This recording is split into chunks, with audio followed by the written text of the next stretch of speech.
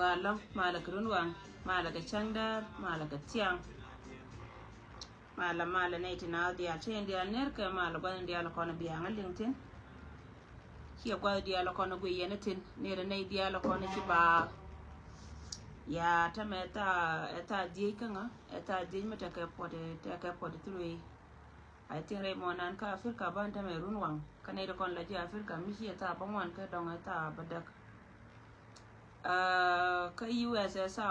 ka dorma chalka Canada ta me war ka ne ko ne chalka ji Canada ta warauni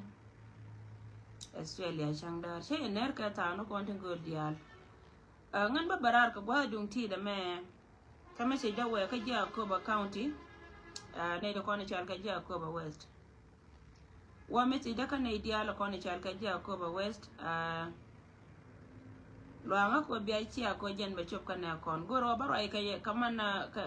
kanya billion nya lew today baro ai kan ti nya billion nya lew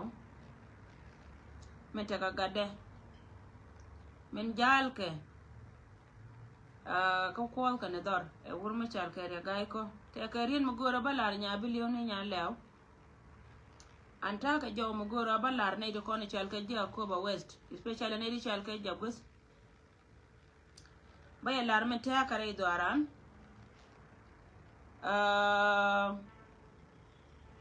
amot kana wakare otin kono gora baraitin baya je wona na doaran malle ni on kore ci to panaje kore da na ci to re mo ndan dor mishal ke lanken me hima bodol ci gien kana ne ka cha ne kon cha ka maken but kurkan ngo tension ay long Raymond and Ray Loka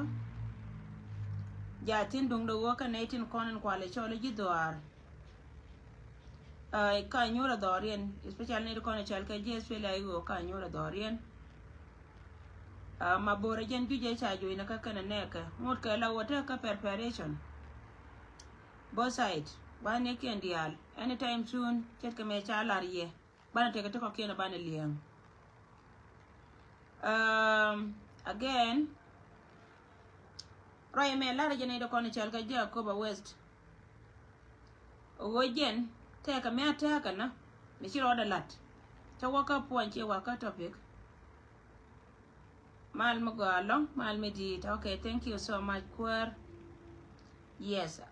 yeah shane na pujo wata wara okay yeah meta ka 45 thank you thank for watching too ba ko be here yene do ko ne chal ka Jacob West te ka me chiro da lanna me loko ba lar ya ga to ko ne kel ke wur mo chal ka ma bodol bijo ma ba ko waka ga tin ko ne chal ka ga pa do dinai wani diala konti yentin ni chang na ka kobo wiki era mani west kobo kore dan elenge ne chang dan me che berar ka je che bari po den go jen chi wur ma chal ke ma bodal chana che ka lun che wana na na chal ka pato che lun kana ta na den go ken bi ka wadar ma chal ka man jong de ka waga de la wejen de ron no ma cham ka mete ma cham ka ji man jong ma cha je ka no de wono ku katin ko ne chal ke ok la chanke hie me dong te gwa me chiran bel ka jetin ko bel te to te ko nde changare ra ka dor me chal ka wal ga ka lo ga chi de wa ka cha te cha tan ken bananga kan chuer te ko ne te kel ka ma bodol te ga tro ba te cha ngo dol me chal ke ajen dolo na na kwale chole ma chuch kana neka kan ta to ko ka cha bra mate duor ko ro da bel me chi bo den che dit charo da ngwa da na bi kula wa ko dor me chal ke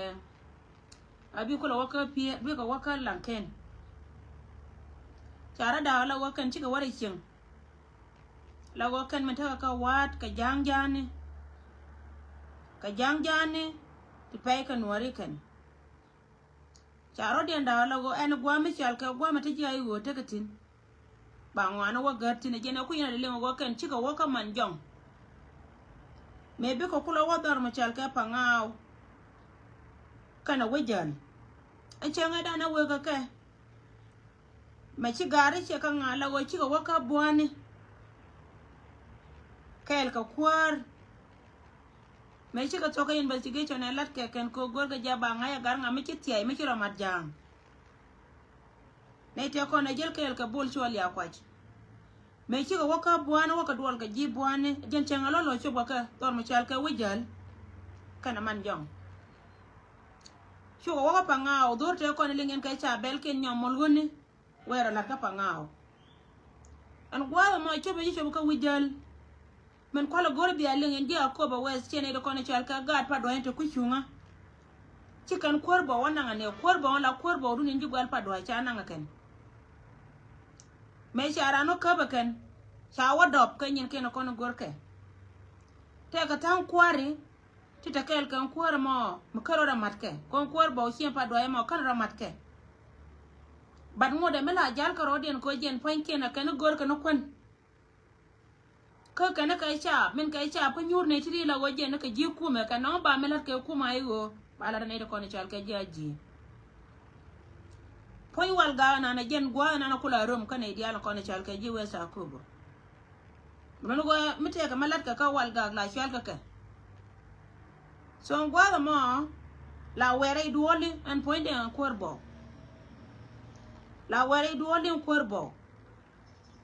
ko kuy ko wo gore je jen ba wajit ka ne ka tin kono kwala chole ji doar me chi gar me chi ga jien me chi ga chop ka man jong chi ga wodor mo chal ka pangao cha nyin ken la ka ken cha ko la da ken chi tan ken chun ka wejal bene be ga ka wejal cha korbo cha be je ken wejal me cha korbo cha je ken wejal cha ti ka tan kwar tin kono kula korbo no ti chi ware cha ga jo korbo no kono chi ware chi ga jien chi ga worol chi nda ko go dang te mi de wacham mi de wono gat ken chi ko wona wo ken chi ko jien wo ko rol chienda wa gat ken gor me cham ka tin ko rol chienda te ka luok te ko kon ma ton me cha no ngane de ko ne chal ken ne gar kur ga lwa la ka chwa je kane de ko na tran ka duor bro ko mo goro go be no gat ke cha yora e mo ka ije jin pele ni nas ane de ko ne chal ken ne ma choy ken ne ma bur le ngaje go ye ne de ko ne chal ke ji wesa ko bo ka gat tempa doy cha je jin pele na cha ke je cha pele ye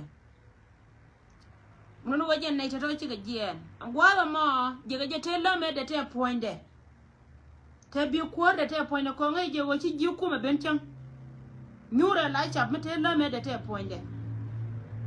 cha jo bi ko ra bi ngun kula la me ba ko ka poinyu ta me ka kuine de ko ne cha ga ti ga ji kala ri je wajen ne chi ga jien chi ga wo rol shienda chi ga wo ka wuror county bilo ben kor ka wal ga bi la me do bi walor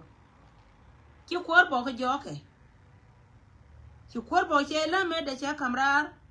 che la te ne tin ko ne chal ke ne ma bodol kana ma chocho ka ganun ko waje ne cha ajeni jen me ne cha nyure la cha te le me dong me de je kana ide ko ne chal ke ju koi talfa ka tem bi je kui ne de ko ne chal ke ji ayu nyure la cha me te chiende che kamala ke ji ayu la re kare nas miti ka dunu mita gaji cha e gwera kan manajan ba janon ba la ne da kona chal ka ji ne salfa me sha Allah me sha nan kine da kona kwale chole ji duar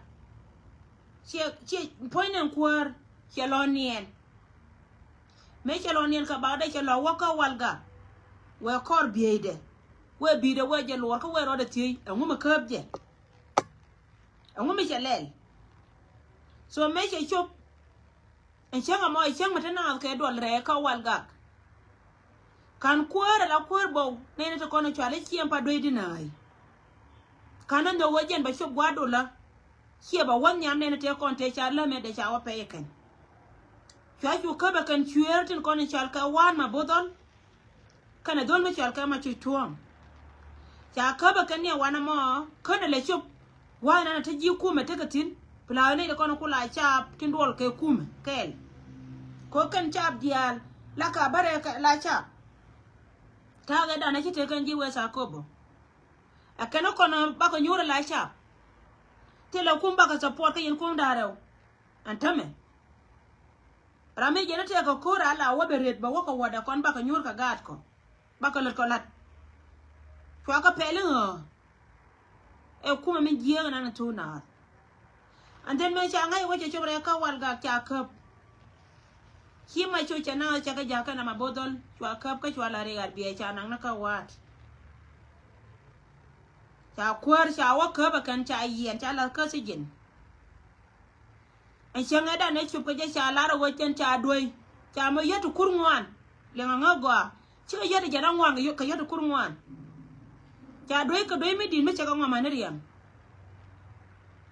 kwalla benanga ar ko ro e me cha jogor wa bala da gat kunu kono te ka yakel ka wal ga yen ga da kono te kuchunga ramete ka ngai mo go agon dolo mo minte chunga ka ji chunga ya na kana atam do ro to dane te kam te ka kana liya lat ka je woje ne ba cha na ba la woje ne e te ka cha wo do ya ma bodol kana ma chuchuong jo na gat pa do di na go kwarun yene do kono te wikier kwarun ka gadun ala kwar bo cha ba nyur ker ka cha ka ba ma chu kana wur ma cha ka ma bodol ma ro to dana ta me jare doar ka wat ala wajen te kam lis kana te ba la we cha na kan cha to kan ka doi ba la we ga yimo da te ka mo de la wajen shi clear kwa jaw me kwa jere no ye yani do kono cha ka jinas sin kono te pinchen wonna me jen shi kume rameli bro do gwada mete tin ka choro ro daga chap kijina saf kana ite kono chal kene ma bodol ko kan chap dia la kono chira nyor ka nyora ba ngodi stil waja da baken ke to onta mare do arana wokan lawte karama pe ka rodien ki wurma chal kene ma bodol kana wurma chal ka patot chala tina kana wokan ba ga lo ka ba ka pe ken pe kare gan bal pe kare chenya bien gwa chi ka pe tin ta me rol shienda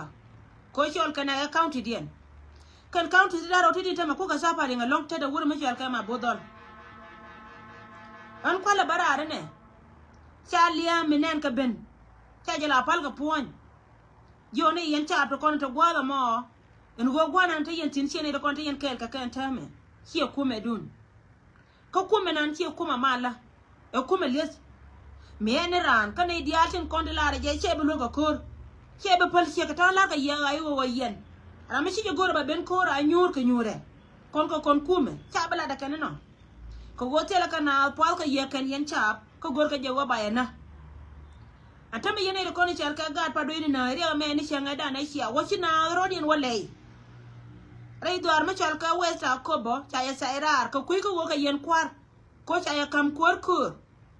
muno wo jen ponyen te me lia di de ka ye ko wo jen gor ka je ba ya do han ma ba ku la ye men ba la ye jenen muno no go kwar ma aliu ka jen ponya ngaya gwan liwutin akwar liu ka ngaya gwan liwutin kwara liu ka ngaya gwan liwutin yen dol di altin kono go yen na wikier akwar liu ka ngaya gwan liwutin ko go melat ka dol ma chal ka ma ti ton ka na wur ma chal ka ma bodol be ko go jen doran ba yinda da be ko go doran ba yinda cha na be na shi ka jo mana ra mi nyur ka nyure yen dol di al akwar liu ala won le mana ma cha na nga ma ti tuonga mi shi ma ti kana ma bor shi ka la jang a pe ka ga lo ka ken ka na ka ke akwar liu ka liu gwa ngaya gwade yen dol ti ko ni chal ka dol jagwe akwar liu ka ngaya gwade mira ma chi dul pin ngaya gwade so yen na de la na ma ka de nom ne ye bira ida man da den ba wa ka nya le biliyo nya biliyo ne nya le che nga da na cha ga do campaign ke jon wo yual chali ma wa chi barar ka chi wiye kina jo wo chi gonye che liwe je na mai ke kwar gadu me da na kwan ke jelon lo kwan gurmi chal ke ga ko ka me kwan ke na gadu kietel gande cha da bla tutre we ka ko be ogo kwar e chak ajiram kel melanyal che jin wut che ka gon ban me che mori cha jin nyur che nyur kel ne chawdu cha ji man moda gan mor dial point dien kan dial kan gan mor dial ai mondan tor me chal ke yidit che yidi re mon me chal ke re lo ka ke lu le se re lo ko jin cha ji ko re lo ka sidab ka gad na ga lo ka me chi ben ka ko bo kan ji ko ba dial na ka west amani east cha ji na la tut je na ko ta ka tore cha ngedan me cha ga do kam ko cha we chi nya le chere ke borbus chi tora mo chi barar ka gan mor no onan wala me chi dor ko ben won jin po ni jin nya le bi liyo ko la nyal te ka me be na chang mi chalo wa biliano mi bien ga do me na cha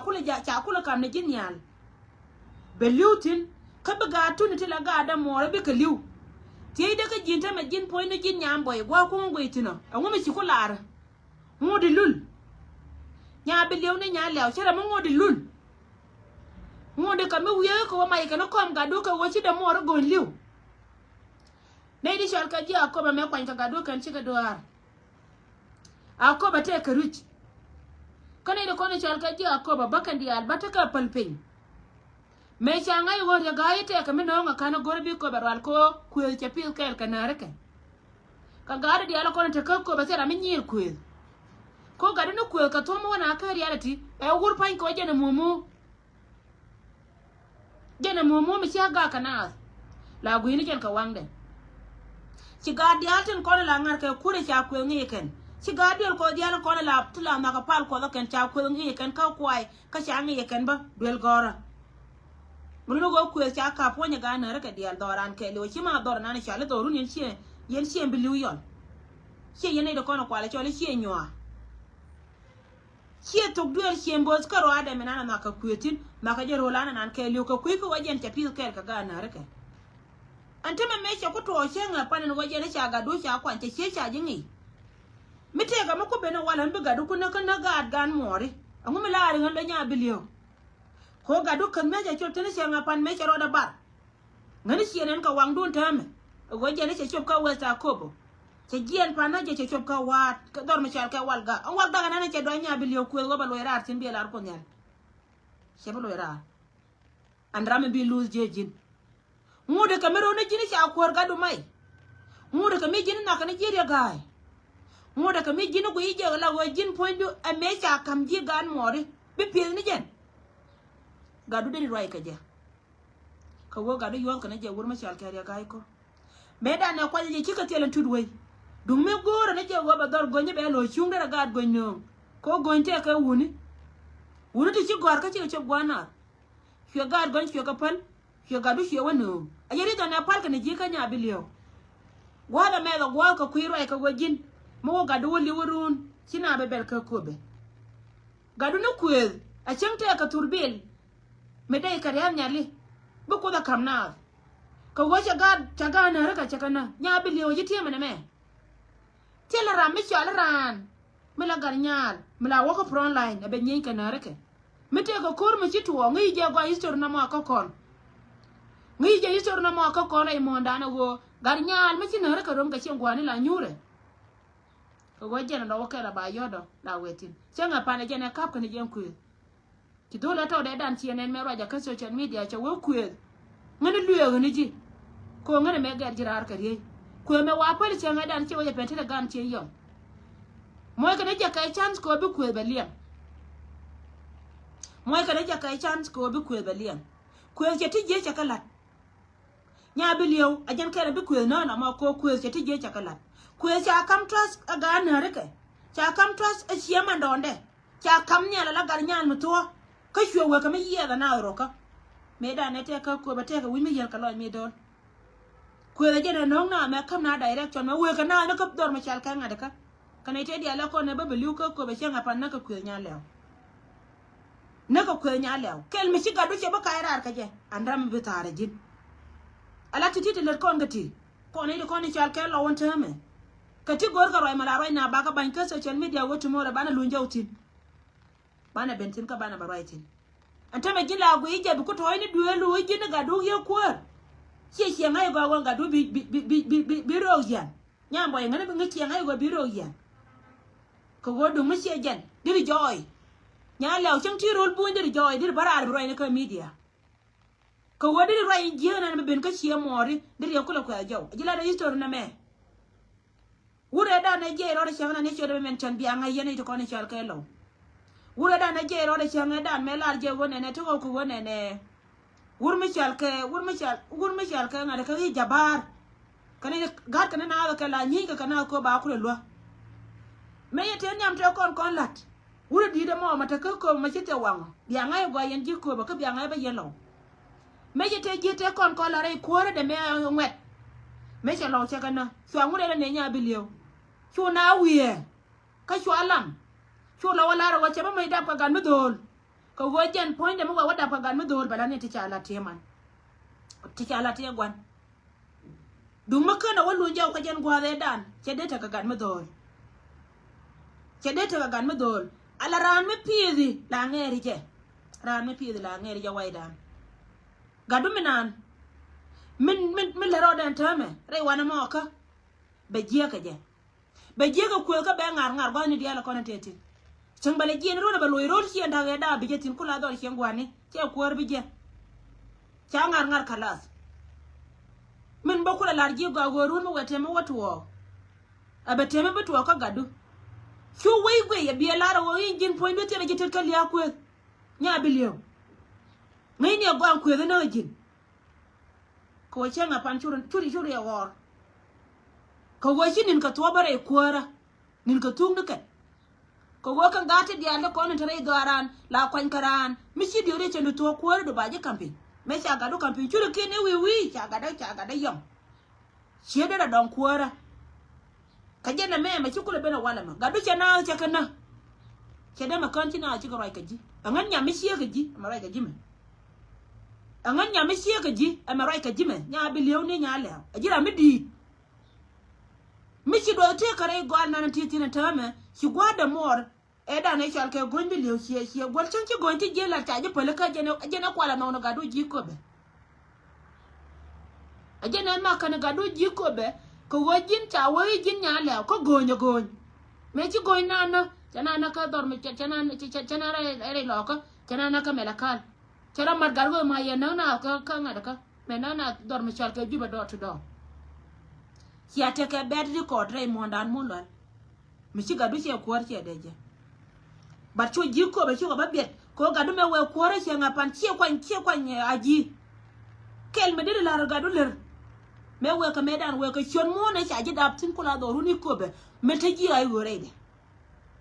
du mo telo gadu ci ngapan ci ade no ko wo ci kwan ji ga ci kwan re ma chara gadu ni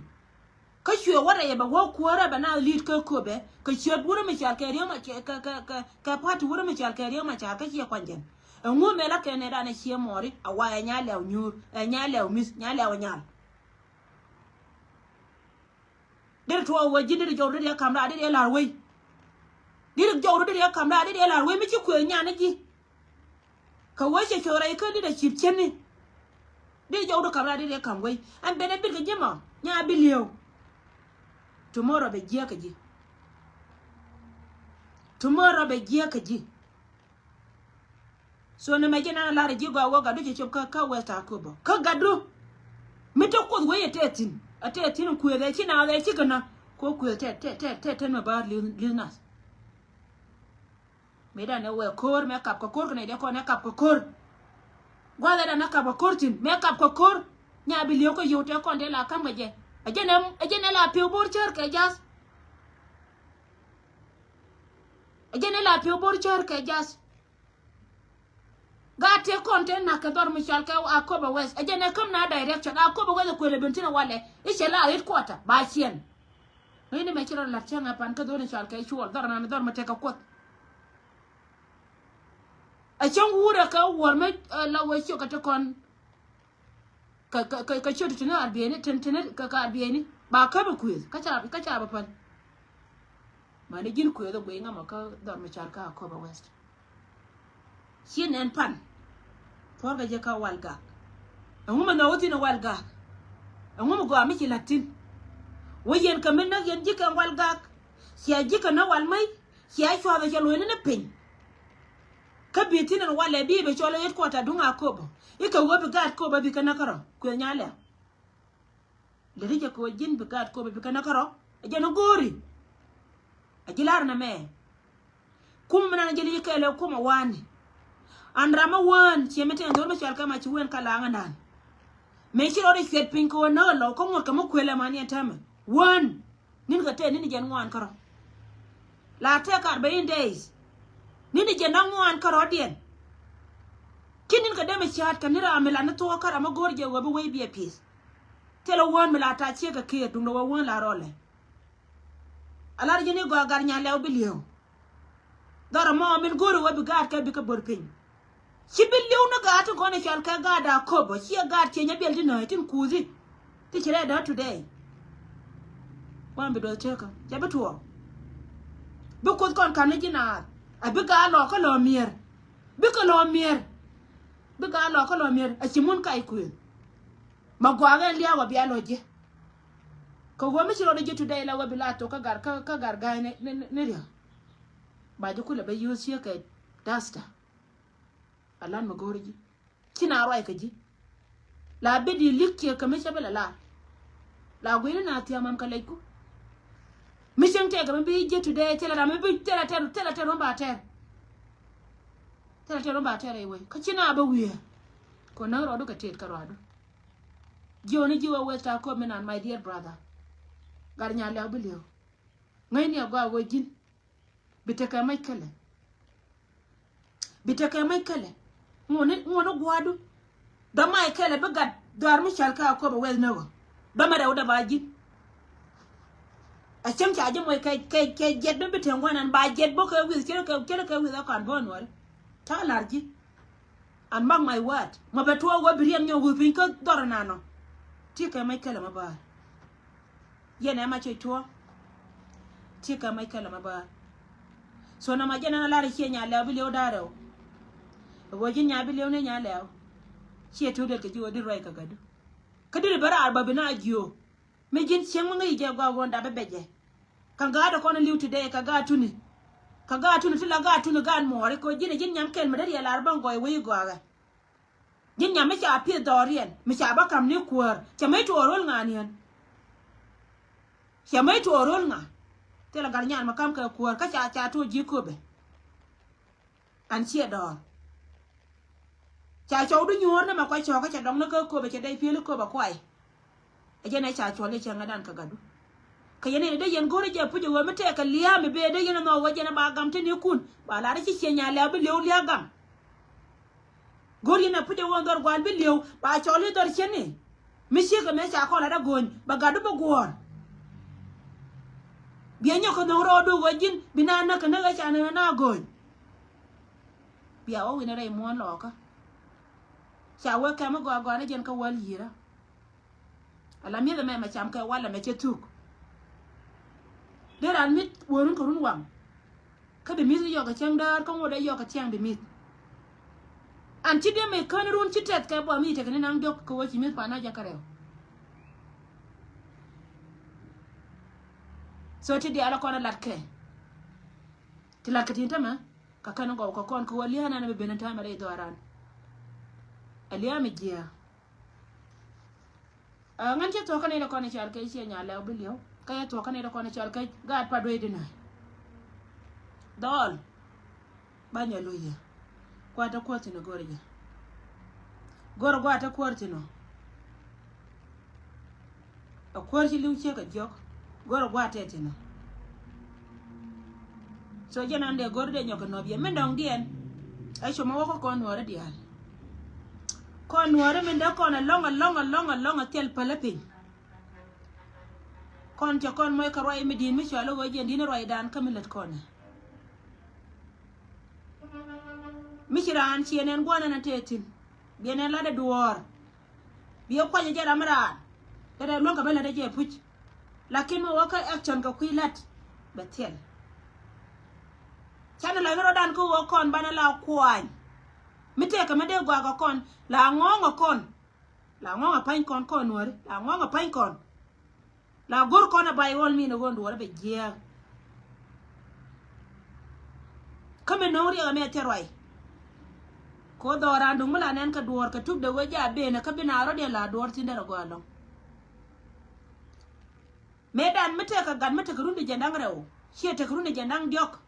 abapin tara ja kala ne te ka runde jandang wan tara kela di terune janan die bala galim la wa pien ka nagat atama kan gatin kono kula tepin ka kono kwanyi ne didit ti de la da ramate terune jan bakel jan la gore jada la muno wo chira ro la da kirunku kana gwado la le bolu mititin chika la lo ka da ka dictatorship tara jakane ti dictator ni le kon mi ci kono lim ki social media charier ka te luda dan gor kone puj ko ku yena na ina dialo kono goy ke nyen kena kono lat ka tijia ku yena na wo bina be karietin kale mi shalka kume ma shalka kume ma chara ka dol kana idara udi shalka jishim mite ka metu wakane idi shalka jishim ma charar checho shinga mo cha ti da la nyaka me ba mo ka do miti bombo mo ba nyaka ga never la jege ajena dako na tama ko ne ti dia to ko ne cha ga ji chieni ko wojira mi chinyin chiendu chika lebgo chinga ni angar gur chieno ka nyin chieno chikaira na mo la go chi doro che jia doro cha barola ajena ta mi chika ta kume cha nyin cha ga la da keta kume cha dar gor an kume che kuingo ana che yogor kume che wimi che yogor ko kume gente du jira min tu ko nan tama wi mon kayliw e te leng mi chalo go kon gur kon tu ge pan e jena tu kon nana na roike tinai to ngana kan chika kai ka tindi ala ko lat ke te ka mitu ka party es fege mayo an wo che kon libo mite karam kel mi chiben mi cha paro e dor kayliw ka bitanas kine de kono la enemy chi je tie ka dana ko kien chi ka den vol karan mi chiro ka dio kia ka ngwan ka tira maloji la bidi ko jela ngi je gwa malat ka malade mo cha enok men gwa lo wi mon chi marle mi cha lo bidran gwa wa ko goy mi di de long ko wajiran ti biet nyo da ta du wajine jinga nyo da je ji leader nyo da je wajira matedi rai ta ka du nyo da ji pan nyo da tru ka ladu biet nyo da ji den wajine bi ro yake wo ba ngai ngai ngo ramala je de me cha kai tin chi ram ngai ngo gwa no wajiran burlat bi ro yake melo ne ji mi te ka melo ne ji ka go riet bi ro yake te ka ti la palke dor mi cha yo ci pel kami di de nana ta continent ame ki am gor wode dole yo bani chenga de ko nuore mi ko no bu ko ran ta mala rana chere di la jen karo ade ko wojen la jojo woni nyen kono kula nyen konti lor kana kono ken a chama ne du nan koro kono de kono charga jitu du en mar koro ci kono longa lene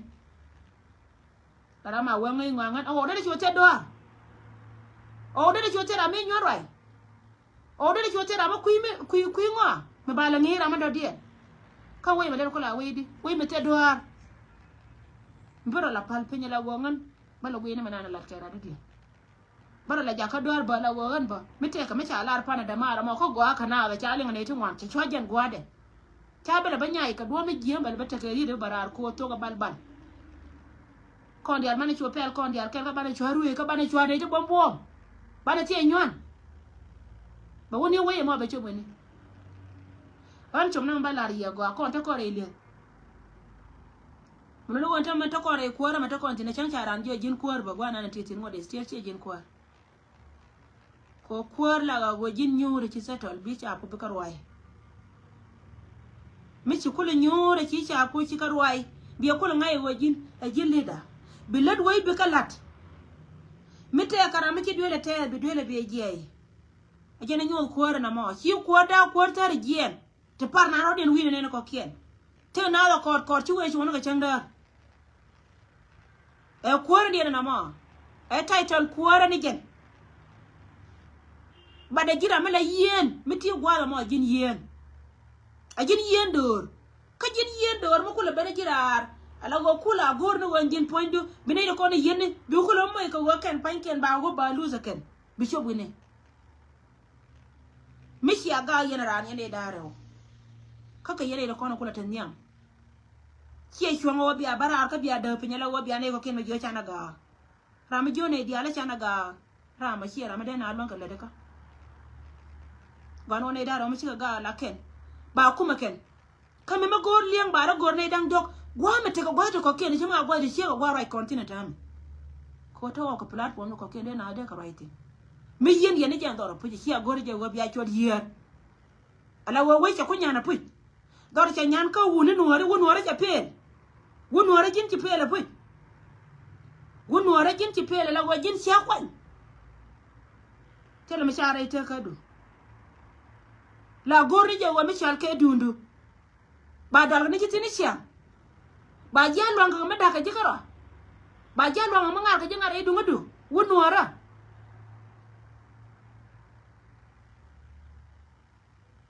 che wuda che ga yelo win mo na me mala lar ka je chiran che tie nya nga ndo palmeta ma bara jo ye che tie de nga tie ka jin tie yi ti ko amadien en go raja ka social media la dan nyen comment fe la yo ka tela nga position it doesn't mean we gande barar ka je tomorrow pe na ba jo che tiai kwala tiai la go tiai hala nga mnginga kami ngan supporter che kami ngan supporter ka comment fe la yo right now ngan supporter ma ngai melada ke da wo ka tela ke kuar kan kwar ma michi ga romba che da kaitin kala yana ne ta mata ma kwa report la kwa report ma cha kam ngatet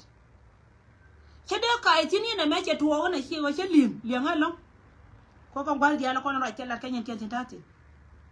ba che da ngal pes ka je ko la ngai je te mala la ke ne daro won wore ci pel ko jin lar ni je ba ling ngan ba ling nga lar ni go gan ba ling nga mila kara da dien mala kamora da dien mo chede me go mi sha lat pa ne nga cha go bi bara run bi bala na campaign ko gori je wa ba lar je ga la yerne dono kina chui and we get tired kon man ko na chal ke man ore kina chui tamam tin yar ko lat ke social media ta me dung ngen kai la kam loida chika de bara to da chang cha lat ke me je ko dore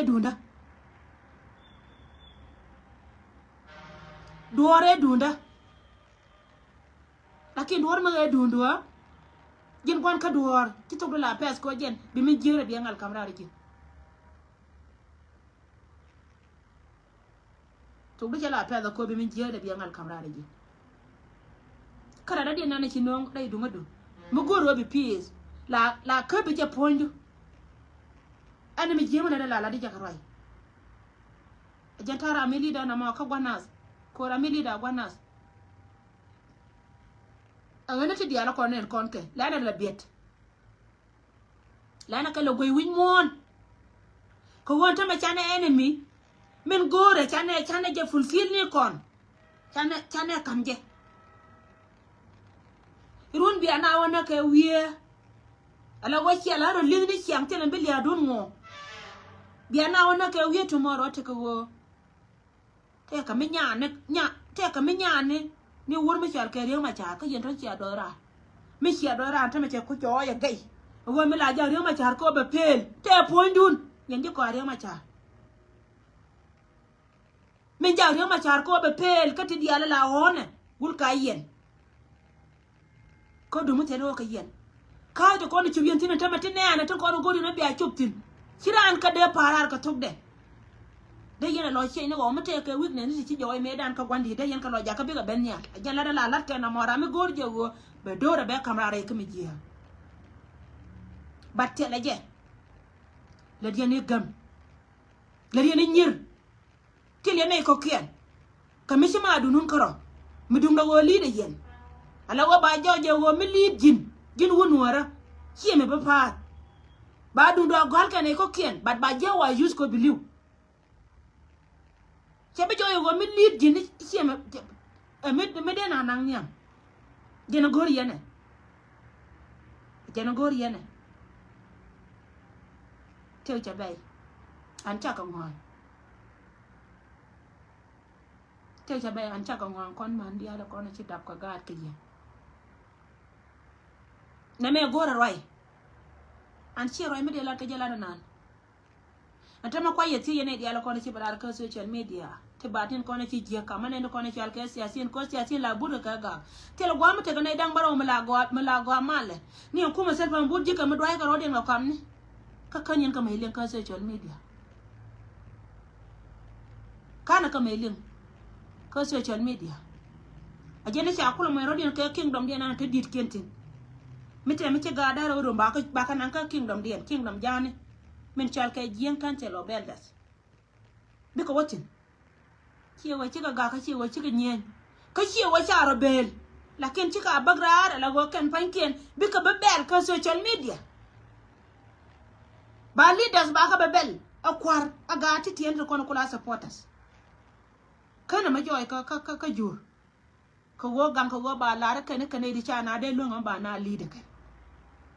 yenti bi ana ba ngonga de yana lead bi ana roi ku indien yene la yara bi ara be pos me de la ne daraw me de la da me de chiora me dit de yara don chiona teleje me te ko gwa me chiarom tin chiala di ti la ten no bi adiai ko la bar te de la ten no yen bi agoro yen bi diai ni yen ka bar te de la dinata ujun male kilia ye yom teo che ye nyan kama chi teo ye nyan de la saranda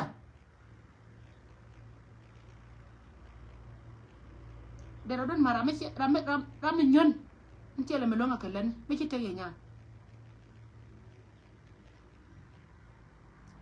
tila da ka social media chika go lo ye nyora la yen tel gwa mi china gaktin la gang na bina bi ka nyeni lo ko na te ga gisini man pal ga ne ko nyal ti la do ji kara la daga pe bi ka tana ke 2 parties ya 3 parties ngode ci la kala ji dul ko tela ramade chingala waje na chaga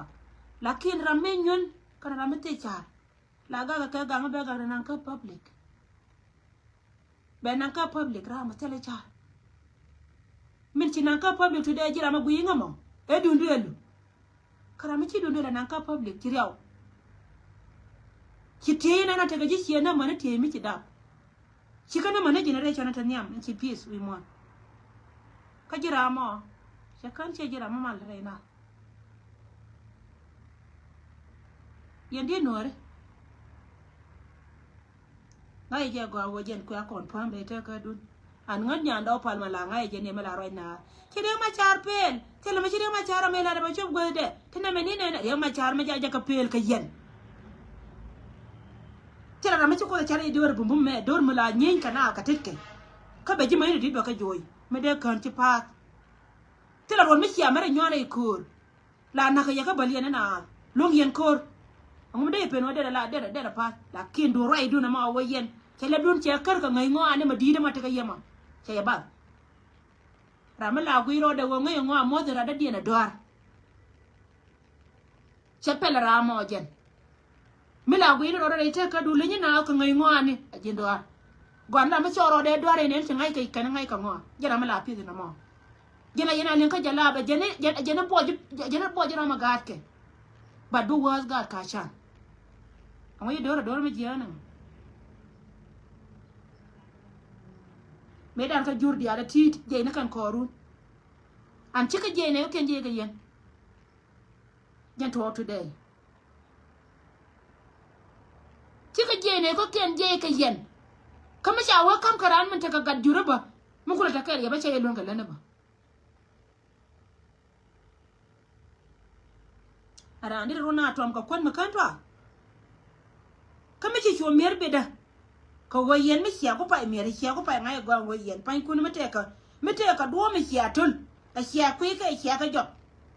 en go che tiar wana na xiya ngoi de xiya wo xiya ba jal anai ko kien ka pat kien be jal yen ka nyam ka pat mi xiya ko pa mer na ma wo gwa ga amu xiya ko lat beda mo amu xiya ko lat beda mo da yana sholat beda ngai roi kana ngai ngo ana shay bas ngai roi kana ngai ngo ana shay ba wunu wara shay kibab wunu wara kibab ka bidon la kwan an ci ko gur mi jar gare ma char che waranta ko yana jende du na kyang ku yan nyon la chol tin ni la lo golong re ma char tong re ma char go re ma char nga te ramala la duwar karo ade kajira antam ti ka char ka tire ne ti dini jealousy kake iri mai pie wene ko mala non ti dialta jealousy bra ro do bu ila wona la kwara ka cha akam ko ro ti mo kala ni anwo ci yen kolle la ja ko bi pika puara ba ngene ci mo to mkur mi je to biala wata biala cham la yen ku ne gad nyala chama no bel ken kan ngana tun bi ayo kaitin bi bel roll bi yene ci pa ne ci mo dor mi ci na ko ci nan dor mo non liya dor mo sie de lo goro waje ne de le la wur mo de nyur dor mo sie de lo goro waje ne bele la ram be gar ka de go ye pier ba da bana ga la da bana liya ka ne siang ram te di na ram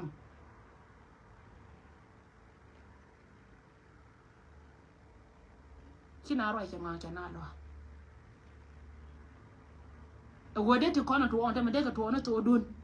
ke dun ne da ro de ga na ken me wa ka yi to te mala de yeme na to akwai la die de yen po ye long de yen po ye long de yen po ye long shekara mana na ci barar ma ci ko kwa wata ma wa kore in detail ka ti di ala ko la de era ande da po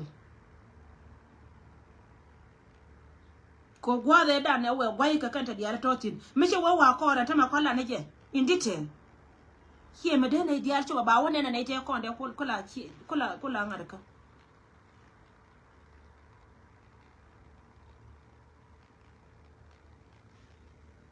gan man dong bi bolok đi bà lọc địa là đi có đó là tôi lừa cái gin wood cái gin wood cái wood gọi là cái giò mò dạ ga đi bà lọc dạ ga gin wood please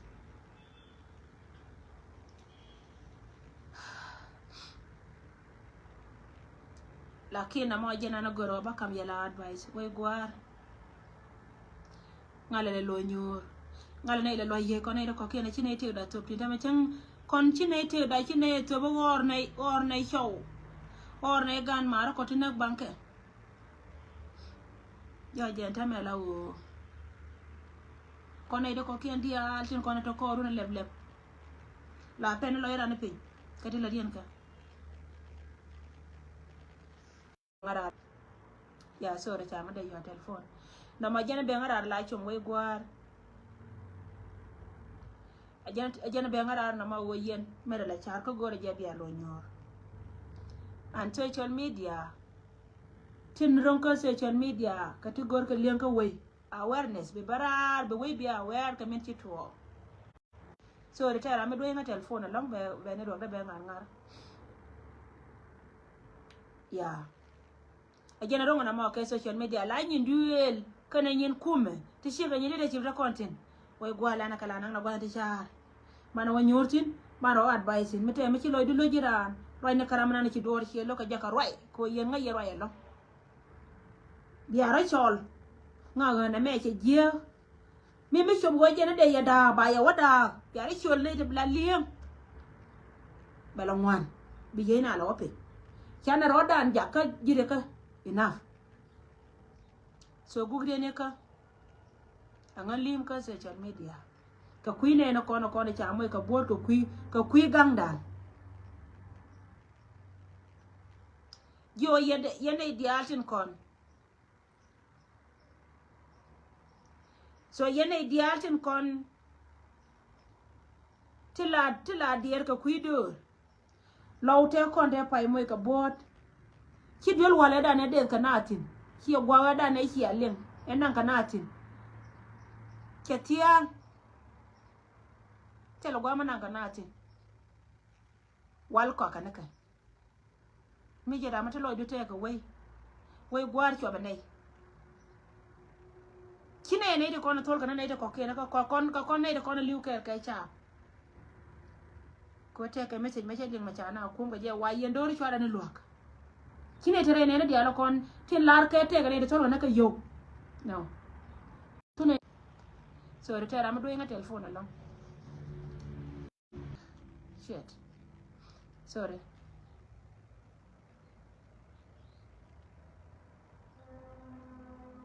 yeah thank you I will Samuel I will later dear baje yoda ka so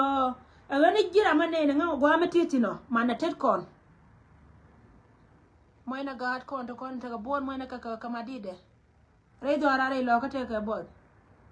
reche yor kir kareo yor ka ya kwat ka je yor ka kobo lo ni cha gatin kon ta la jibone liuga ka bo gwan ta katin gor ka wala ken tanki enta me ci gaba du pinye ke don ko kan wal kan ka je so ngana kon la na ka kuidoran yana ba gone riet ka contribution an jatin me jira ma chalo tai gwa titino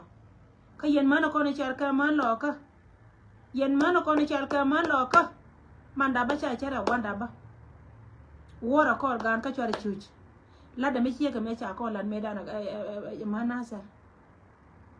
manasar me chire ga didan pen ka kene tuana lo ko nore ko ken ka chu ko no nyor ba chu ko do tina mane ta meta ka guru mati ane tinta ka me chia ka manan ko ngode le atetin kone de la roje chara ne nyir miti ka US gulda manda no kor ba yak aram ke la kor lo ka US miti ka Canada ta kon ga gadan ka da mandan ne dole chal ka balgar ke tol chek aram ken melat ka komala kom lo ka miti ka Australia ta Simon you are taking miti rai wai ka Europe ka na UK gul mar sa nye bol jangwan kur yene tin dia la ko na che chal gwa ga mo bia de yen wala lo de yen la de mi che ka wona ka pega lo gor ka te dam gor ka te dana gat kon tin kon ta pin ka duor ngoda ka me we ka me dide kana no kon je bo ko je ta ngoda ka me dide ci kono ko dai ni chana kon na mai do kon na gat kon ko jen mete ka gan me ci boda cha dai te ko wa de ka nang tin so jo yendial yeah thank you nyane so ka kui ka me che ka wore jo yendial wo ko na chan ki yor pan na je shula chu nyamar ka ma din chu je guje la wo i jira me ne loar me dong den bela ron den ba ko no ko kien ate men do ran bare mo nan ka bentiu te la ro tina ti chene kon ba che ka nyoka loitin lakini en wore ko kien che chori on tare lo ka dide luanga ba ko yen ba bianga in bo gwa me ra mo du no ben be chop ko gwana na wanyin kon wakatin milenga ka jinu wan ro do ka lad nuari lane ko ngayin bo gwa za me ba ye kam detail tin kon gwa wanyin kon wakatin yen nuari dial mala chiro wana me chale yen nuari chale yen tu de li kon ko kien yen 15 counties de ko kien kon 9 counties ku yer ku me plus 7 counties ku mi yen ta na tin kon tarar ka ka de na ci to ka counties ko na ndore lo ka la chale ni ye golan ne ka kuido aran nyer lo ka ba jo ma wo ka yeba golo goro kun kana moro kun goro ka tedu na kan ci galan la diene so na me jena ba gane riet ka ko mala ko te kel ka ye an chara ka kuite ka do nore thank you bye for now